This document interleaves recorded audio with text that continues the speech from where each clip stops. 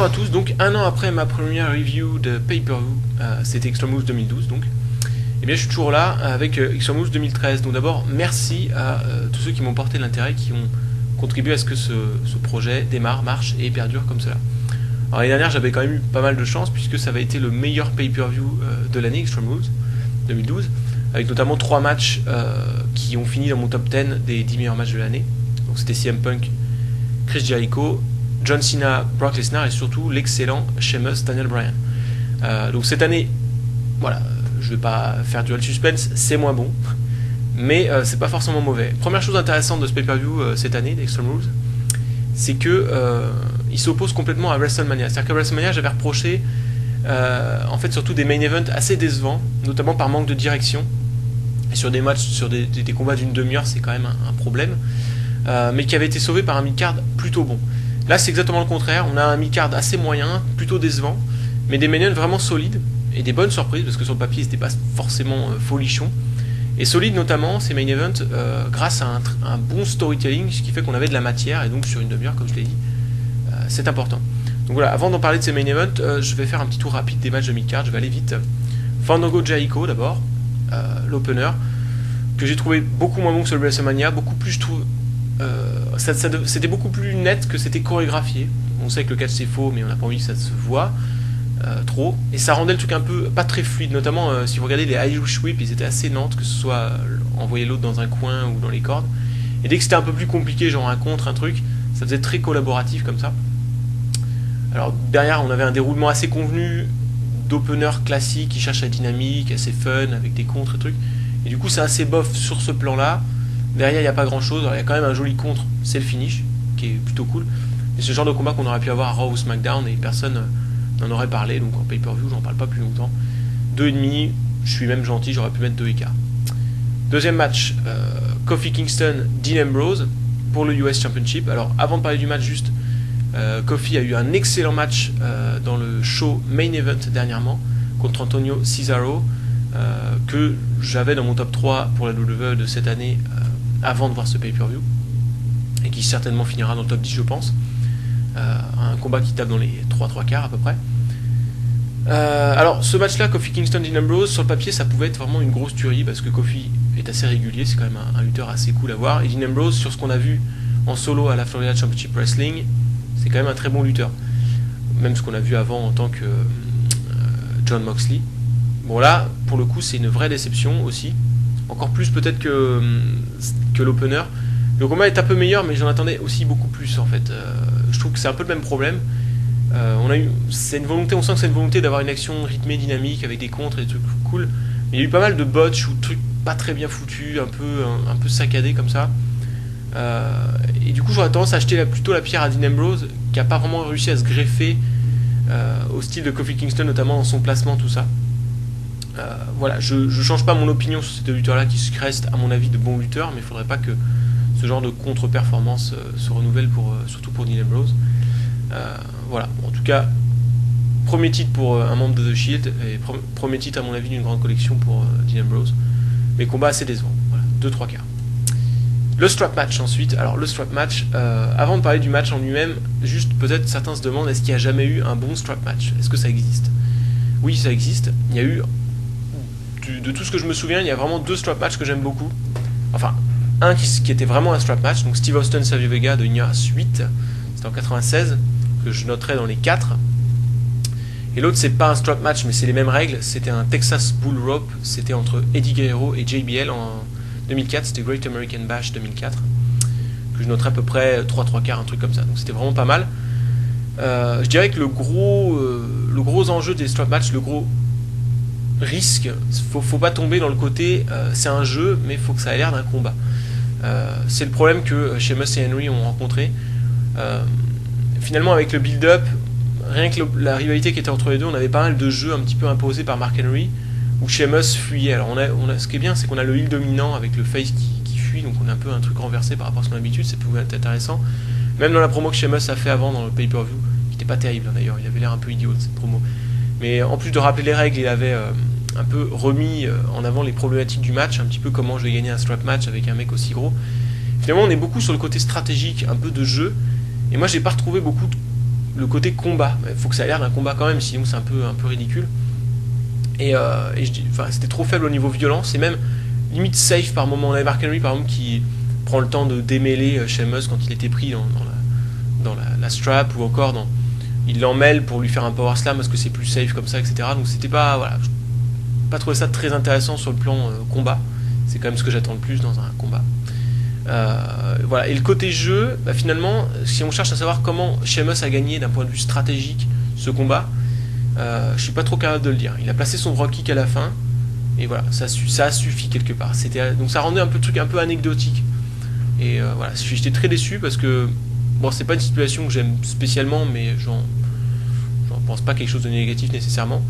Et c'est deux bons lutteurs à mon sens, surtout d'un point de vue de l'intelligence et tout ça. Et bon, là ils ont fait un truc assez moyen, même si sur le plan stratégique c'était plutôt intéressant, ce qui fait que je me suis pas non plus ennuyé, mais je mets seulement 2,5 parce que voilà, ça reste un petit peu trop peu pour un combat. Voilà. Ensuite, I Quit Match, encore une stipulation différente, une stipulation où il y a eu évidemment beaucoup de très très bons matchs, mais il y a eu aussi des mauvais matchs, notamment un combat dont je me suis souvenu en regardant ce Swagger Del Rio, c'est le Bob Backlund Bret Hart de WrestleMania 11, avec Roddy Piper en arbitre spécial qui arrêtait pas avec son micro de leur demander what do you say, comme ça, il disait ça. Alors là on a eu un arbitre qui a changé, il a dit do you wanna quit tout le temps, mais tout le temps il arrêtait pas de leur demander. Alors en soi on pourrait se dire ouais c'est pas grave, mais le truc c'est que déjà ils leur demandent quand ils sont dans des headlocks ou des trucs comme ça, donc c'est limite une insulte aux lutteurs de leur demander est-ce que tu veux abandonner dans des positions où bon, jamais de la vie ils vont abandonner. Mais ensuite ça détourne, je trouve que c'est surtout le problème, ça détourne l'attention sur autre chose, quoi. Ça détourne l'attention sur sur un élément qui est pas forcément intéressant et qui est surtout hyper répétitif, qui saoule très vite. En plus ça met l'accent sur l'acting des lutteurs qui disent non, mais bon voilà, qui sont pas spécialement bons sur ce plan là. Finalement l'action in ring n'était pas mauvaise, mais on avait vraiment l'attention un peu détournée. Et alors l'attention a été carrément détournée quand on a eu le faux finish. Alors à la limite si on détourne l'attention sur un truc bien, ça pose pas de problème, mais là pour le coup je trouve pas que c'était bien, pour deux raisons. D'abord parce que 99% du temps quand il y a une triche ou un truc, il n'y a pas de replay, il n'y a pas de restart, on laisse couler, voilà. Sauf si c'est un truc particulier, mais là c'était bon, voilà, je vois pas pourquoi tout d'un coup sur ce combat là on ferait repartir le match. Et ensuite on avait un I quit match. C'est pas mon ring announcer peut abandonner pour moi, c'est moi qui dois quitter. L'idée du micro c'est là pour ça, c'est pas seulement je tape, c'est que je dis I quit. Donc c'est vraiment le lutteur qui doit le dire. Et là, finalement, il suffisait de lancer une serviette pour que ça s'arrête. Enfin, on le savait pas, c'est venu comme ça, on n'était pas prévenu avant. Bref, c'est voilà, je vois pas ce que ça fout là. C'est vraiment histoire de détourner l'attention. Je vois pas pourquoi ils voulaient nous détourner l'attention. Mais c'est vraiment un overbooking qui était pas nécessaire à mon avis. Finalement, j'aurais préféré voir Swagger et Del Rio s'affronter dans un single match tout simple, sans booking, sans rien. Je pense qu'ils sont complètement capables d'avoir un bon match. En tout cas, ils auraient certainement eu un meilleur match que celui-ci qui a été un gros raté pour moi. Je lui mets seulement 2 parce que voilà, l'action in ring n'était pas forcément mauvaise, même si Del Rio a pas fait une performance terrible. Swagger beaucoup mieux. Mais voilà, on a été trop focalisé sur des trucs, les côtés les plus faibles du combat finalement. Voilà. Combat suivant, Tornado Tag Team. Mine de rien, c'est une stipulation qu'on n'a pas souvent.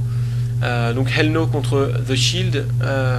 Alors le risque du Tornado Tag, c'est que vu qu'on a 4 mecs en même temps dans le ring, ça puisse être un bordel un peu illisible. Ou alors aussi un autre problème, c'est que ça puisse être une action un peu synchronisée, genre mettons les deux faces qui dominent en même temps et puis les deux heels qui reprennent l'avantage en même temps, etc. C'est un petit côté un peu synchronisé qui enlève l'intérêt chaotique du truc, un petit peu bordélique, mais faut que ce soit bordélique mais lisible en même temps, un petit peu comme ce qu'ils avaient fait dans le Tornado Tag, mais c'était un ladder match plutôt, à TLC, The Shield contre Team Ryback, on va dire. Finalement ça restait lisible alors qu'il y avait plein de monde. C'était un risque qu'ils avaient eu. Bon là je m'attendais à ce qu'ils y arrivent aussi. Ça a démarré un petit peu un petit peu synchronisé, un petit peu bordélique, un petit peu les deux problèmes. Quelques minutes, puis à partir du Yes Lock que Daniel Bryan a porté sur Roman Reigns, là ça a été du très très bon. Puisqu'on situait bien où en était chaque lutteur dans leur fatigue, blessure, tout ça. Bon, je regrette que ça n'ait pas duré plus longtemps à partir de là. C'est vrai que ça a été assez rapide. On n'a pas eu tant de situations de sauvetage du partenaire, genre de truc, que ça. C'est vraiment, je pense, l'intérêt du Tornado Tag, c'est qu'on ait ce genre de situation. Voilà, donc c'était solide mais décevant parce que je m'attendais vraiment à mieux. Jusqu'à maintenant, les combats par équipe de The Shield ont été vraiment bons. Et là, bon, avec les titres en jeu, tout ça, je m'attendais vraiment avec la stipulation à ce que ça soit mieux qu'un 3 étoiles, c'est la note que je lui donne. Voilà, j'enchaîne assez rapidement, parce que j'ai pas envie de 10 minutes. Avec le match suivant, Big Show, Randy Orton, no DQ, bon, pas grand chose à raconter là-dessus, hein, franchement. À part le fait qu'il y a eu une grosse réaction pour Randy Orton, parce qu'il était chez lui. Qu'on ait senti la différence d'expérience, je dirais, de Big Show et Orton par rapport aux autres lutteurs qu'on a vu avant ça dans le show. Puisque eux ont beaucoup plus joué avec les changements de rythme, qui permettent de casser le côté linéaire et un peu fade des matchs. Voilà, après au niveau du storytelling, j'ai pas trop compris, parce qu'on a eu un début avec Big Show qui semble refuser d'utiliser des armes, enfin qui veut enlever les armes de l'équation parce qu'il se sent beaucoup plus fort que Randy Orton, c'est un peu l'idée que j'ai eue. Finalement, il en vient à tenter un splash avec une échelle, tout ça, assez rapidement, alors qu'il n'a pas forcément eu beaucoup. Voilà, il n'a pas semblé avoir beaucoup de mal avec Orton à ce moment-là, enfin je sais pas, c'est pas venu de façon très logique, je trouve. Puis bon, le combat est fini assez vite avec un manque d'ambition, voilà, Orton qui réussit à passer son RKO et ensuite qui enchaîne avec le punt kick. Voilà, on a eu une belle prestation finalement des prestations des deux lutteurs. Surtout du Big Show, j'étais assez content, mais bon, voilà. Match assez banal, 2-3 quarts. Pas à la hauteur d'un pay-per-view en ce qui me concerne. Donc jusqu'à maintenant, c'est assez bof. Hein. J'ai eu mis 1, 2, 2, 2,5, 2, 3 quarts et 1, 3 étoiles pour le meilleur match de la soirée pour l'instant. Après 6 matchs, 3 étoiles, ça fait un peu cheap. Et en fait, à ce moment-là du pay-per-view, je me souviens, j'étais assez inquiet parce que je me suis dit, c'est pas les main events qui vont remonter le truc. On a quand même un last man standing match avec Ryback qui jusqu'à maintenant quand même plafonne violemment. Et un Steel Cage match qui est rarement. Steel Cage, ça donne rarement de bons matchs. Et en plus, entre deux gars qui jusqu'à maintenant n'ont pas réussi à avoir un bon match ensemble. Bon, bah, clairement, je me suis trompé puisque les deux main events sont très bons. Je vais commencer avec le last man standing match. Bon, on en a pas mal des last man standing match en ce moment. Il y en avait déjà eu 2 avec Big Show Del Rio jusqu'à maintenant. Bon, le déroulement de celui-ci est plutôt à rapprocher des last man standing match qu'on avait eu avec Edge, Cena ou Cena Umaga. On va dire que c'est le last man standing match à la Cena. En gros, c'est un déroulement où on a une augmentation de la violence à chaque fois parce que ça suffit pas pour finir le gars. Alors on essaye de tenter un truc plus fort. Puis éventuellement il y aura une esquive, ce qui fait que c'est par exemple là ici le heel qui a voulu défoncer le face, qui s'est fait contrer et donc c'est lui qui est en galère ou quoi. Donc ça c'était le déroulement, on va dire à partir du moment où on essaye de finir le match. Avant ça on a eu un truc assez bien foutu que j'ai trouvé aussi au début, c'est Cena qui arrive à placer des moves, à accumuler du momentum, mais dès qu'il essaye de placer un big move, il est contré. Et là Ryback lui met une grosse mine, un gros truc, un big move. Bref. Bon, c'était bien foutu, ça a bien placé Ryback comme une brute. Je pense que c'est un combat qui va lui faire beaucoup de bien au niveau de son aura, un peu dans le roster si vous voulez. Notamment avec le finish. Après le déroulement, comme j'ai dit là, avec l'augmentation de la violence et puis un peu le compte de 7, compte de 8, je me relève, gros spot, compte de 7, compte de 8, je me relève, etc. C'est un poil répétitif et assez prévisible à l'intérieur du match. On se doute un peu d'où ils vont aller. Maintenant, le selling a été assez bon pour que ça tienne bien et puis les gros spots ont été quand même vraiment pas mal. Mention au Follow Slam quand même sur un gros gabarit. Ici là c'est quand même un assez gros gabarit, faut le faire sur une table derrière. Mais après techniquement c'est pas non plus folichon. Il y a eu des petits botches, pas de grosses séquences de contre ou dans les cordes, de trucs vraiment où ça s'emballe. Mais voilà, les gros spots ont eu l'air big. Le selling a été pas mal, surtout de Ryback je trouve, qui finalement au début mettait du temps à se relever, mais on a l'impression qu'il attendait d'avoir bien récupéré. Alors qu'à la fin il se relevait vraiment à l'arrache, limite à se casser la gueule et tout ça, je trouvais ça cool, il a vraiment eu un truc. Grosso modo, enfin, sur l'ensemble je dirais que Ryback semble beaucoup plus à l'aise dans son rôle de heel. Et de toute façon, je pense que le rôle de grosse brute qu'il a maintenant, de toute façon sera beaucoup plus cool à voir quand le mec en face n'est pas un fuyard. Finalement quand c'est un face, souvent le heel en face va avoir tendance à se placer en opposition, genre un peu comme si CM Punk l'avait fait à Hell in a Cell. Là finalement Cena va relever le défi, ça va faire un gros choc comme ça. D'ailleurs je remarque qu'il y a beaucoup plus de heels un peu badass comme ça, un peu des gros heels violents comme Ryback, Henry, Big Show, The Shield, qui sont courageux, ils fuient pas, ils font... Voilà. Ou même Brock Lesnar. En ce moment il y a une multiplication, alors c'est peut-être le fait que Triple H était lui-même un heel de ce type là en général, qui explique qu'on en est beaucoup en ce moment, puisque Triple H a un rôle plus important en backstage. Voilà, donc sur l'ensemble, un bon last man standing match que je ne mettrai pas dans la légende malgré tout. Un bon match, mais pas non plus une tuerie. Donc je mets 3,5 à revoir, peut-être 3 quarts sur le revisionnage. Un ton en dessous de l'autre gros Last Man Standing match de cette année, c'était le Alberto Del Rio contre Big Show, celui de SmackDown, celui de Del Rio est devenu champion. Il était vraiment, vraiment bon, et en plus dans un déroulement beaucoup plus imprévisible. Donc voilà, en tout cas, de toute façon, une très bonne surprise et le meilleur match de la soirée à ce moment-là. Mais là où la soirée va vraiment devenir bonne, c'est qu'on va avoir un excellent Steel Cage match. Et d'ailleurs, j'étais surpris déjà que le Steel Cage match soit placé en main event, enfin dernier match de la soirée, parce que pour moi, le Cena Ryback était aussi un main event. Et en plus, j'étais très surpris d'avoir un bon Steel Cage match, parce qu'autant, comme j'ai dit, on a eu des bons high quit match, des bons strap match, des bons last man standing, mais des Steel Cage en one-on-one, il n'y en a pas beaucoup de vraiment bons. Voilà, le seul vraiment bon auquel on peut penser à la WWE en tout cas, c'est le Bret Hart Owen Hart de SummerSlam 94. En dehors de ça, en one-on-one, il n'y a pas de Steel Cage match, je pense, qui est un peu dans la légende comme ça, enfin en ce qui me concerne. Alors il y en a dans d'autres fédérations, on peut penser au Tully Blanchard de TA, mais c'était Jim Crockett Promotion à ce moment-là, mais voilà, WWE c'est pas leur point fort. Par équipe, ils en ont eu, ou à plusieurs dans une cage, ou genre de truc, il y a moyen, mais en one-on-one, c'est en général assez moyen. Et là, qui plus est, on a deux gars qui n'ont pas vraiment réussi, qui ont galéré à atteindre 3 étoiles jusque-là sur 2 gros combats simples auparavant. Donc bon. Mais ce combat-là va déjà pallier très vite à 2 problèmes que j'avais signalés dans leur match de WrestleMania. Déjà, le manque d'agressivité. J'en ai parlé dans la review de WrestleMania et aussi dans une vidéo que j'ai fait auparavant sur l'importance de la rivalité ou l'utilisation de la rivalité dans la qualité d'un match. Là, Triple H, qui a l'air d'avoir la haine contre Brock Lesnar, il l'attaque dès le début, par derrière, rien à foutre et tout ça, enfin, bourrin. Voilà, tout de suite, on a de l'intensité, on a un gros choc, quoi. Ça fait pas, bon, allez, je me promène ou tranquille. Ça fait un début beaucoup plus intéressant. Et ensuite, dès le début aussi du match, on a eu une direction. Le début, en gros, ça démarre dès que. En gros, Triple H prend l'avantage sur Lesnar comme ça, mais Brock est plus fort et revient en puissance. Il jette Triple H dans la cage, il prend confiance, etc. Pardon.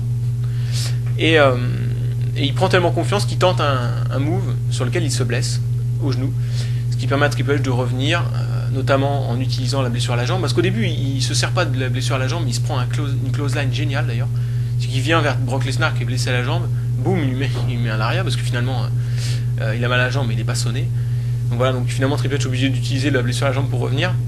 Il y arrive, mais il n'arrive pas à finir le match, notamment parce qu'il y a de la triche, tout ça. Donc Brock Lesnar revient. Après, on a ce moment où c'est un peu à toi à moi, et c'est assez bien fait parce que c'est pas trop exagéré. Il n'y a vraiment pas de moment vide enfin, dans ce combat-là. Dès le moment où Triple H attaque Brock Lesnar dès le début jusqu'à la fin, on suit le déroulement, on suit une action qui est pas forcément folichon in-ring, mais qui est vraiment bonne à suivre parce que tout ce côté storytelling est vraiment bien fait, notamment grâce au selling. La clé du match, c'était le selling à la jambe de Brock Lesnar, il est remarquable. Franchement, il fait partie des meilleurs selling à la jambe que j'ai vu ces derniers temps. Vraiment. Parce qu'il y a... Ce qui est bien, c'est qu'il vend la jambe, mais il vend pas forcément le mec stun en même temps. Il vend plus ou moins, si vous voulez, à 2 niveaux. C'est-à-dire que c'est pas parce qu'il a mal à la jambe qu'il est paralysé au sol ou incapable ou quoi. Il essaye de se défendre, il est accrocheur, comme ça, il essaye de repousser Triple H ou truc comme ça. Par exemple, quand Triple H essaye de... Vous savez, il bloque sa jambe sur la première corde, la corde du bas. Il met son pied dessus et il veut sauter. On voit Brock Lesnar qui lui tient l'autre jambe. Il est là, non, il essaye de se débattre parce que finalement il n'est pas sonné, mais il a mal à la jambe. Donc ça, c'est vraiment bien fait. En plus, après, quand il fait son F5 sur une jambe ou genre de truc, c'est vraiment ça te sublime un peu tout. Quand on a vraiment l'impression que le mec il est en galère, etc. Quand il essaie de monter la cage, il se sert quasiment de ses bras, etc. Enfin, c'est vraiment bien. En plus, j'aime bien aussi le fait qu'il crie quand il a mal. C'est vrai que c'est un truc que les lutteurs font pas tant que ça. Lui, il a mal, quoi. Il a mal, il crie. Je trouve ça cool. Bref. Et puis, comme je dis, ça sublime tout. L'exemple du Lariat dont j'ai parlé plus tôt, où il est dans les cordes en train de se tenir la jambe et tout. Il parle à Polyman. L'autre arrive. On croit qu'il est un peu. Voilà, il a mal à la jambe, donc il va se faire baiser. Finalement, il lui met une close line, mais en se jetant, il fait même pas un pas. Il jette vraiment le corps. C'est vraiment bien foutu. Bon, après, comme je dis, il n'y a pas de séquence ou de choses in-ring folles. Mais du coup, en n'allant pas tenter des trucs plus fous, voilà, de voir Brock Lesnar tenter un splash à 3ème corde ou je sais pas quoi, qui n'aurait pas forcément été très logique par rapport à sa blessure, il garde justement ce qui est essentiel à ce combat, c'est-à-dire ce storytelling intact.